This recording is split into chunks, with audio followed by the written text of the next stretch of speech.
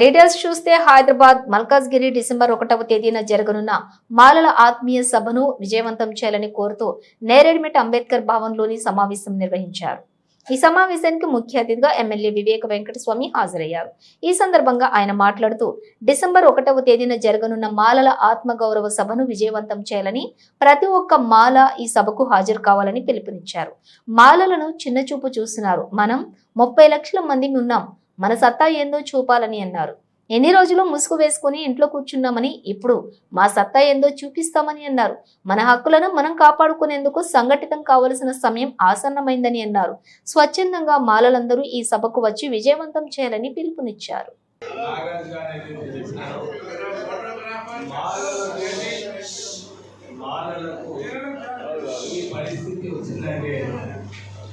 మనమందరం కలిసి కొట్టాడదాం అని చెప్పి చాలా ప్రేమతోని అందరు మానవులకు వారు అర్థం చేయించి మా సంఘాలు మా హీరోలు ఉన్నారు ఇక్కడ. అంటే నిజంగా వీళ్ళందరూ కూడా త్యాగం చేసి మా కులం కోసం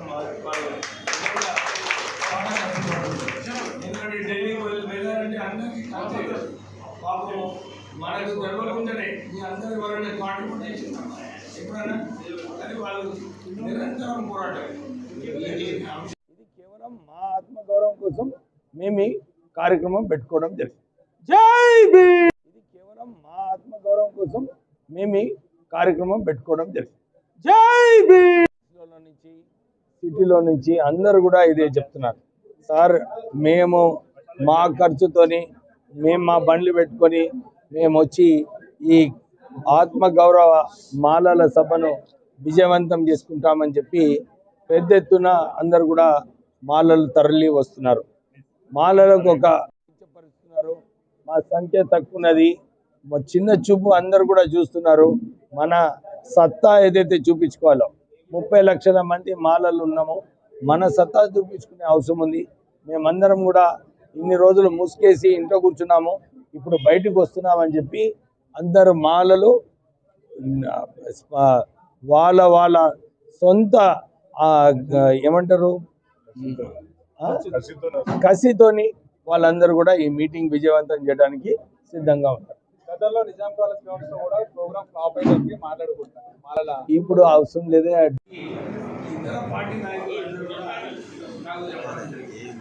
ఎందుకు ఈ వివేక్ పక్కన జరగకపోతే మాలల మూమెంట్ ఉండాలని చెప్పి ఒక ప్రయత్నం. మన నాగరాజు గారు చాలా బలంగా తీసుకొచ్చి నేను కాపాడుకోవాలని చెప్పి వారు కట్టుబడి ఉంటారు. సిటీలో నుంచి అందరు కూడా ఇదే చెప్తున్నారు.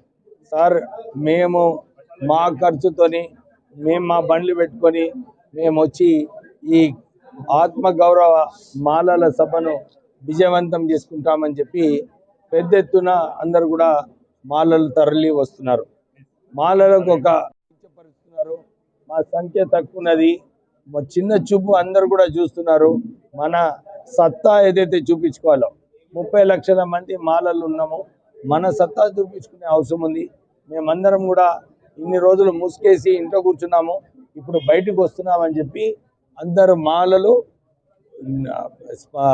వాళ్ళ సొంత ఏమంటారు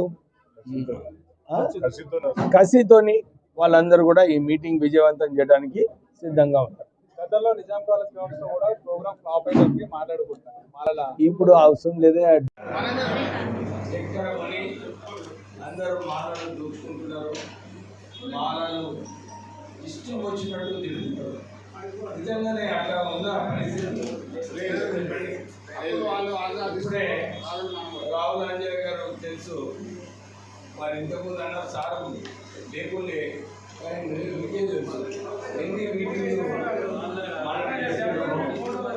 మీటింగ్లు మీ అందరికీ కూడా చాలా ఉన్నాయి. సంఘాలు చిన్నయ్య గారు ఉన్నారు, రామచంద్ర సంఘాల మీద సంఘాలు ఉన్నాయి మన మాలలు, అవునా కదా? కానీ ఎప్పుడు వాళ్ళు ఒక తాటిపై రాలేదు. నేను వాళ్ళకి ఎప్పుడు ఒకటే కండిషన్ పెట్టినాను, మీరందరూ ఒక తాటిపై రాండి, నేను మీతో ఉంటానని చెప్పి నేను చాలా మాలలందరూ కూడా ముసుకేసి ఇట్లా కూర్చున్నాం. అవునా కదా? అందరూ కూర్చున్నారు. ఏమో ఎవరు రెస్పాండ్ చేస్తారు? కానీ ఇంత తిట్టేటప్పుడు బయటికి వచ్చే అవసరం ఉన్నదా లేదా? ఇప్పుడు ఫస్ట్ డిసెంబర్ జడ్జిమెంట్ తర్వాత నేను సంఘాలను అందరినీ తీసుకొని అది ఇట్లా గంభీరమైన సమస్యలు ఉన్నదంటే అందరు సంఘాలు అన్నారు, సార్ మీరు ఎమ్మెల్యేస్తో కలిసి మీరు వెళ్ళి ముఖ్యమంత్రిని కలవమని చెప్పి వాళ్ళందరూ కూడా చెప్పడం జరిగింది. నాగరాజు గారు నిజంగానే అన్నా అంటాడు, మనం హోదా పెట్టిన ముఖ్యమంత్రి ఎమ్మెల్యేస్ కూడా సత్యం గారు, రంగమాయి గారు, వినోద్ గారు వీళ్ళందరూ కూడా రావడం జరిగింది. ముఖ్యమంత్రికి ఏం చెప్పాలో మేము చెప్పడం జరిగింది. అంటే ఇది ఒక రాజకీయ బృందం అన్నమాట.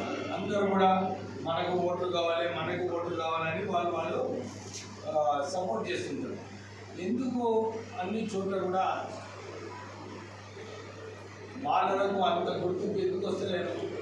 ఎందుకంటే అన్ని చోట్ల కూడా ఇదే చెప్పడం జరిగింది.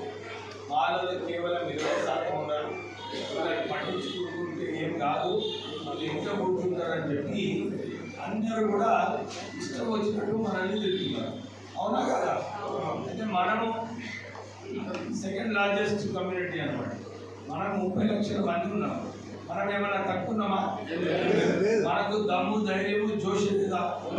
మనకు నెత్తురు లేదా? ఉన్నదా లేదా? ఉన్నదంటే మనం ఏం చేయాలి? చెప్పండి. మన సత్తా మనం చూపించుకోవాలి. అవునా కదా? మనం సత్తా ఎట్లా చూపించుకుంటాము? నేను స్టేజ్ మీద ఉంటా, నేను మాట్లాడతా, ఎవరు కూడా ముందు ఉండద్దు, నా లీడర్షిప్ నడవాలి అని అంటే అవుతుందా? ఎప్పుడైతుంది? త్యాగం చేసినప్పుడు త్యాగం చేయాలి. మనం కూడా మన జాతి కోసం మనం కాపాడుకునే బాధ్యత మన పైన ఉన్నది. ఉండాలా లేదా? అందరికి ఉన్నదా? ఇప్పుడు వచ్చింది ఆ బాధ్యత. అవునా? ఇంతకుముందు ఉండే నా బాధ్యత లేకుండా. అయితే మనం పైన బాధ్యత ఉన్నప్పుడు మన నాగరాజు గారు చెప్పినట్టు 2 ఉద్యోగాలు ఉంటే మన 3వ ఉద్యోగం రాదు, రిజర్వేషన్ కూడా ఉంటుంది. ఇలాంటి పరిస్థితులలో ఇప్పుడే ఇంతకుముందు నిన్న మీటింగ్లో రాజు వస్తుంది గారు మంచి